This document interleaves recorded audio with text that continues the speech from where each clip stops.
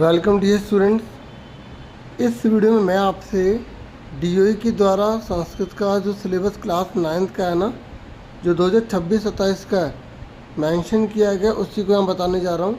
इस वीडियो में हम मिड टर्म और फाइनल टर्म दोनों सिलेबस डिस्कस करेंगे। तो देखिए, सबसे पहले हम मिड टर्म के बारे में यहाँ आपको बताने जा रहे हैं।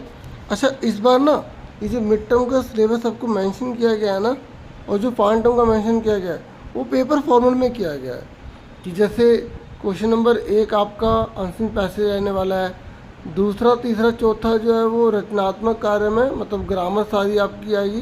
तो यहाँ पर इन्होंने बोला है कि का खंड और खा खंड को देख लो, और यहाँ पर गा में बोला है अनुप्रयुक्त व्याकरण, मतलब आप इन 3 खंडों को देख लो। मतलब 3 जो क्वेश्चन है ना, ये मिड टर्म का ही बता रहा हूँ आपको, का खंड, खा खंड और गा खंड। ठीक है, तो आपको ले चलता हूँ। तो यहाँ पर देखो ये मेंशन किया गया, ये लिखा, देखो ये रहा काखंड। तो काखंड में बता रखा है कि अनसिन पैसेज आएगी, 80 से 100 शब्दों में आएगी। उसमें कर्तृवाच्य, विशेषण, विशेष्य ये आपसे पूछे जाएंगे। मतलब अगर आपने पुराने साल का पेपर कर लिया ना, संस्कृत का प्रैक्टिस पेपर, ग्रामर खाली, तब भी चल जाएगी, क्योंकि उसमें क्वेश्चन आंसर चेंज हुए, बाकी ग्रामर का पैटर्न सारा वही रहने वाला है। और खंड खा में देख लो, यहाँ बता रखा है कि औपचारिक अनौपचारिक पत्र दे रखे हैं, चित्र आधारित संवाद पूर्ति, कथा पूर्ति, ये उस तरीके से ही रहने वाला है। और खंड गा में जो ग्रामर है ना, वो यहाँ पर देखो, ये आपके सारे ग्रामर हैं जो आपको करनी है। देखो यहाँ ना संपूर्ण लिखा है, मतलब आपने अगर मिड टर्म में कर ली तो फाइनल टर्म में अपने आप ही आपकी पहले तैयारी हो जाएगी, क्योंकि फाइनल टर्म में तो पूरा सिलेबस आएगा। तो 5वां, 6वां, 7वां, 8वां, 9वां, 10वां, 11वां, ये जितने भी लिखे हैं ना, ये आप अच्छे से देख लो, सारा आपको यहाँ करना है। ठीक है, अब हम आगे चलते हैं मिड टर्म में, और आपको क्या क्या पढ़ना है। देखो, कई बच्चों को समझ नहीं आ रहा था ये सिलेबस, तो इसमें आपको काफ़ी हेल्प मिलेगी। वीडियो को लाइक जरूर किया करो, चैनल को सब्सक्राइब जरूर किया करो। देखो ये का, खा और गा खंड मैंने आपको दिखा दिए। अब देखो, जो यहाँ पर जो 5 नंबर पर संधि कार्य में ना, मिड टर्म में आपको केवल यही वाली करनी है, और कारक में आपको यही करने हैं। जो भी आपको नीचे दिखाई दे ना, तो वो आपको पूरा सिलेबस दिखा रखा था। मिड टर्म में आपको ये सारे कारक करने हैं, शब्द रूप में आपको ये सारे करने हैं, धातु रूप में ये करने हैं। देखो, मैं एक एक पढ़ नहीं सकता ना, आपको बता रहा हूँ। प्रत्यय, समास, संख्या, ये बच्चों को समझ आ जाएगा। आप इनको अच्छे से डीपली कर लो। मतलब इस बार इतना अच्छा सिलेबस संस्कृत का दिया गया है ना, जिससे बच्चे बहुत अच्छा स्कोर कर सकते हैं। हालांकि पहले भी कर सकते हैं, लेकिन इस बार और अच्छे से एक्सप्लेन कर दिया इन्होंने। साफ साफ बताते कि ये टॉपिक है, इन्हें अच्छे से कर लो। ठीक है, और चैप्टर्स देख लो आप। देखो, घ नंबर पे रहेगा क्वेश्चन पेपर में भी। तो गद्य में द्वितीय पार्ट लिखा है, चौथा पार्ट लिखा है। ठीक है, देख रहे हो आप। और पद्यम में, क्योंकि कविता को अलग से दिया गया ना, मतलब कहने का है कि आपको पहला पार्ट भी करना है, आपको दूसरा भी करना है, आपको तीसरा भी करना है, चौथा भी करना है, 5वां भी करना है। उनको कैटेगरीज वाइज कर दिया है। तो करने तो आपको 5 ही चैप्टर हैं। ठीक है ना, तो मैंने आपको बता दी। देखो कौन कौन सा है आपका, पहला है, दूसरा है, तीसरा है, चौथा है, चौथा ये रहा, 5वां है। ठीक है, तो आपको 5 पार्ट करने होंगे, मतलब 5 आपके पार्ट आ रहे हैं। तो बाकी सारा आपका ग्रामर वगैरह। मिड टर्म के बाद आपको बाकी क्या क्या करना है, तो देखो वही बाकी जो संधि कारक बचा, वो कारक, ये तो हमने पहले डिस्कस कर लिए थे।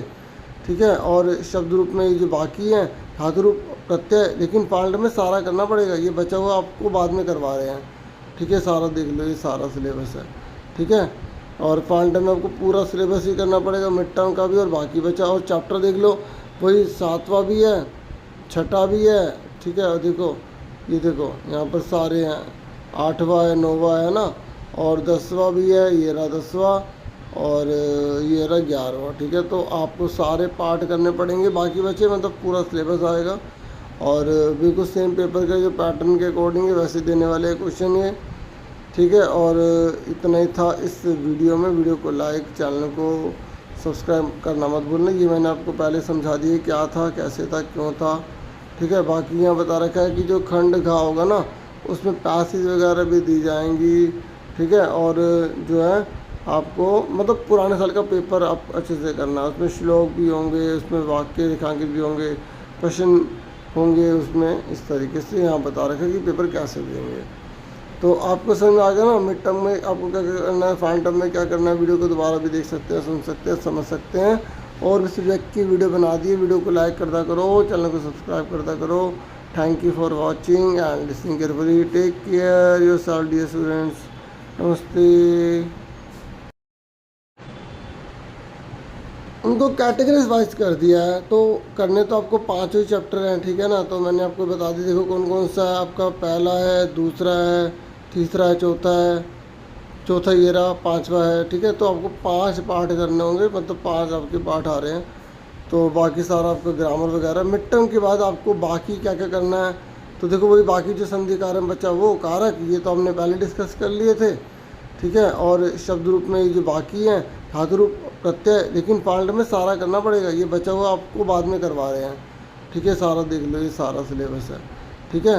और पार्ट में आपको पूरा सिलेबस ही करना पड़ेगा, मिड टर्म का भी और बाकी बचा। और चैप्टर देख लो, वही 7वां भी है, 6ठा भी है, ठीक है। और देखो ये देखो यहाँ पर सारे हैं, 8वां है, 9वां है ना, और 10वां भी है, ये रहा 10वां, और ये रहा 11वां, ठीक है। तो आपको सारे पार्ट करने पड़ेंगे, बाकी बचे मतलब पूरा सिलेबस आएगा।